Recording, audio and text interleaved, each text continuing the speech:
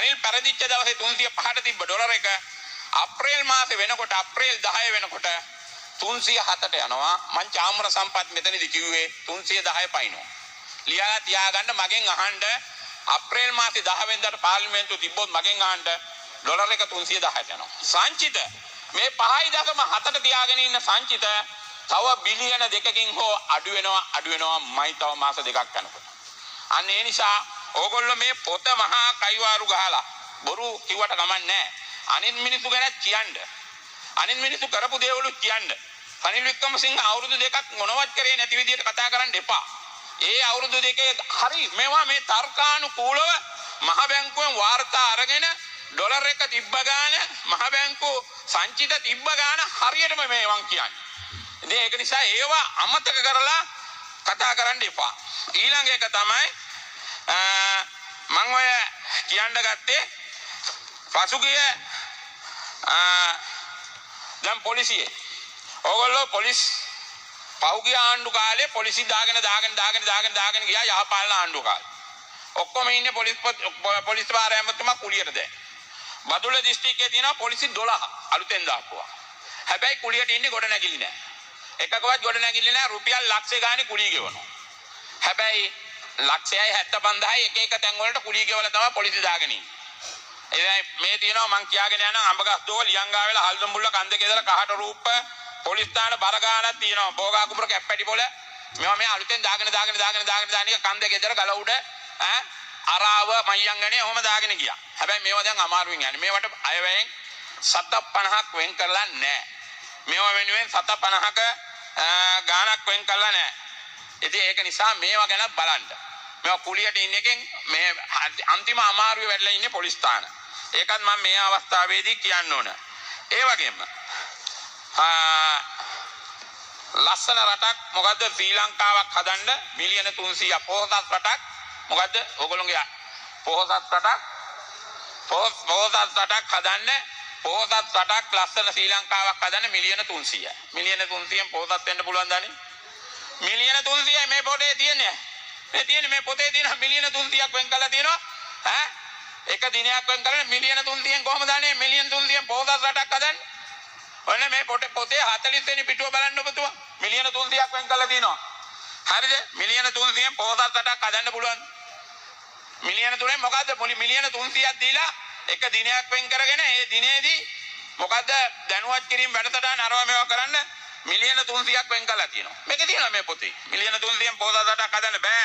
ඇමතුමා පිළිගන්න මිලියන 300න් හැරෙන්නවත් බෑ. ඒක කීයක් යයිද කියලා හරියට ඇස්තමෙන්තු හදලා ජනාධිපතිතුමාට ඕගොල්ලෝගේ කියවන්න කියන්න.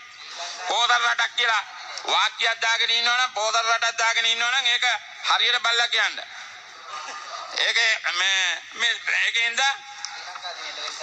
ඒක ශ්‍රී ලංකා දිනේට හරි මොන දිනේට හරි අපි දන්නේ නැහැ.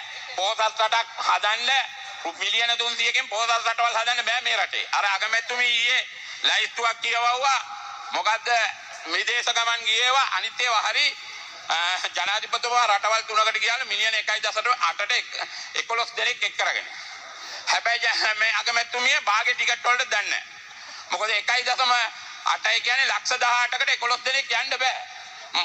ජනාධිපතිතුමා පොඩ්ඩක් පොඩි හින්දා භාගේ ටිකට් ගන්නවත් දන්නේ නැහැ ඉතින්. මොකද මට නම් භාගේ ටිකට් වලට යන්න බෑ. මම මහත වැඩිනේ. මොකද මේ චීනෙටයි ඉන්දියාවටයි ඩුබායි වලටයි 1.8ට ගිය විදිය අපිට කියන්නේ 11 දෙනෙක්.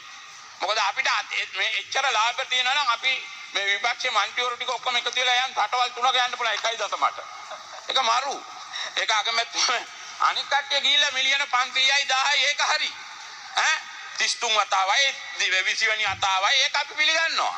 හැබැයි මේ 1.8ට ගිය එක විදිය අපි දන්න අපිට පොඩ්ඩක් ඕක කියලා දෙන්න. ඊළඟ එක තමයි මම මේ කියන්නේ දැන් හමුදාවේ මගේ සහෝදර බදුල්ල දිස්ත්‍රික්කයේ අපේ ආරක්ෂක ඇමතුමා කලින් හමුදාපති වෙන්නත් බලාගෙන හිටියා. ඔබතුමා ඒක දන්නවා. මම තමයි එතුමාගේ ලියුම මෛත්‍රීපාල සිරිසේන ජනාධිපතිතුමා ගාවට අරන් ගියේ. එතකොට දයාසිරි අපේ ලේකම් දයා මතකනේ. එතකොට අරුණ ජයසේකර අපි කැමති ඌව පළාතේ මිනිස්සේ හමුදාපති වෙනවා නම් පළවෙනියටම කැමැත්ත තිබ්බේ මගේ. ඔබතුමා ඒක දන්නවා සුජීව ජයසිංහ මට ඔබතුමාගේ නීතිඥ සුජීව ජයසිංහයි ඔබතුමායි ඇවිල්ලා තමයි මං හම්බුනේ. මම මෛත්‍රීපාල සිරිසේන මහත්තයාට දුන්නා ඒක. ඒක ඔබතුමාට ඒ වෙලාවේ සැලකුපු නැති එක ඒක මගේ වැඩක් නෙවෙයි. ඒක මෛත්‍රීපාල සිරිසේන මහත්තයා සැලකුවේ නෑ. මගේ වැඩේ මං ඒ උනාට කරා. හැබැයි ඒකින්ද අරුණ ජයසේකර අපේ බදුල්ල සෙන්ට්‍රල් එකේ බදුල්ල ඉස්කෝලේ ඉඳලා අපි ඒකට සැලකනවා. හැබැයි එකක් මං කියන්න ඕන ඔබතුමා දැන් කිව්වා උතුර ගැන. හැබැයි ඔබතුමාට මම එකක් කියනවා. ඩයස්පෝරාවට මොන මගුලට හරි කමන්නේ උතුරේ හමුදා කඳුරු අයින් කරලා උතුරේ තියෙන ඒවා දෙන්න. අපි එපා කියන්නේ. හැබැයි ඔක්කොම ගෙනල්ලා දියතලාවට කෙලවන්න එපා. දැන් දියතලාවේ කඳු එකක්වත් නැහැ. අහිංසක මිනිස්සුන්ට එළවලු හදන්න නැහැ. නරියා කන්ද ඊළඟට මැණික් කන්ද කහගොල්ල ඔක්කොම අර එළවලු හදපු ඒවා හමුදා කඳුරු ගෙනල්ලා ගහනවා. ඊළඟට අර CTP ගොඩ නැගිල්ලටත් ඔයගොල්ලෝ ඇරියා. හමුදාව CTP එක කහගොල්ලේ CTP එකටත් ඇරියා. කහගොල්ලේ වැඩවලටත් ඇරලා තියෙන හමුදාව. ඒක නිසා මම මේ හමුදාව කඳවුරු දාගන්න උතුරෙන් අයින් කරගන්න. අයින් කරා කියලා මේ ඔක්කොම සුද්ධෝ ගහපු බදුල්ල උඩරට සුද්ධෝන්ගෙන් හානි වෙච්ච මිනිස්සු දියතලාවේ ඔක්කොම ගෙනල්ලා කඳුවල දානවා ඒ යුනිට්. ඒ යුනිට් දාපුවම අර එළවලු ගොවියෝ එළවනවා. එළවලු ගොවියෝ හිටපු එළවලු අදාගෙන හිටපු අර බලන්න බණ්ඩාරවැල පැත්තෙන් එහා පැත්තේ වෙලිමඩ පාර එනකොට කඳු ඔක්කොම ඉවරයි. කඳු වලට ගෙනල්ලා එළවලු ගොවියෝ ටික අයින් කරලා ඒ මිනිසුන්ගේ කඳවුරු ගෙනල්ලා එවලා දියතලාව පුරවනවා. ඒ නිසා යාපනයේට සාධාරණීකරන්න. යාපනයේ මිනිසුන්ට ඉඩම් දෙන්න. කඳවුරු ඔයගොල්ලෝ අයින් කරගන්න. ඒක අපිට ප්‍රශ්නයක් නෑ. හැබැයි අපේ බදුල්ල දිස්ත්‍රික්කයේ දියතලාව කියන්නේ සුද්ධෝගේ කාලේ ඉඳන් තිබ්බ කඳවුරක් තමයි. හැබැයි අපේ මිනිසුන්ලා සාධාරණීෂ්ඨ කරන්න. අපේ මිනිස්සු ජීවත් වෙන එළවලු හදාගෙන හිටපු මිනිස්සු හිටපු ඉඩම් තමයි අපිට දැන් දෙන්න වෙලා තියෙන්නේ. ඒකත් මේ වෙලාවේදී මම මතක් කරන්න ඕනේ මේ රාජ්‍ය ආරක්ෂක වැය ශීර්ෂ වෙලාවේ. ඊළඟ එක අපි කියන්න ඕන ඒ හමුදා කඳවුරු අයින් කරා ඒවා ඒ ටික බාර දෙන්න ඕන. ඒ විදිහටම මතින්තර සමාජයක් හැදීමට මත්ද්‍රව්‍ය උවදුර ණය ගන්න මිලියන 500ක් අයින් කරලා තියෙනවා මේ බජට් එකේ. මතින්තර සමාජයක් හදන්න මිලියන 500 මොනවත් කරන්න බෑ. මතින්තර සමාජයක් හදනවා නම් ඔය ඉන්න ටික මත්ද්‍රව්‍ය ගේන මිනිස්සු මත්ද්‍රව්‍ය ව්‍යාපාරිකෝ බිස්නස් කාරෝ ටික අයින් කරන්න. එහෙම නැතුව මේක කවදාක්වත් මේ මිලියන 500ක් මිලියන 500 අයින් කළා කියලා මතින්තර රටක් හදන්න බෑ මේ රටේ. ඒක නිසා මේක චාමර සම්පත් Dissanayake you have 2 more minutes. ඔව් මේ අයවැය පොතේ තියෙන්නේ මේ මිලියන 500ක් වෙන් කරපු එක. මේවා මේ බොරුවට නිකන් බොරු කිව්වට කමක් නැහැ. බොරු කියන්නේ බොරු හිටවනවා ඕගොල්ලෝ. බොරු කියනවා විතරක් නෙවෙයි බොරු හිටෙව්වා.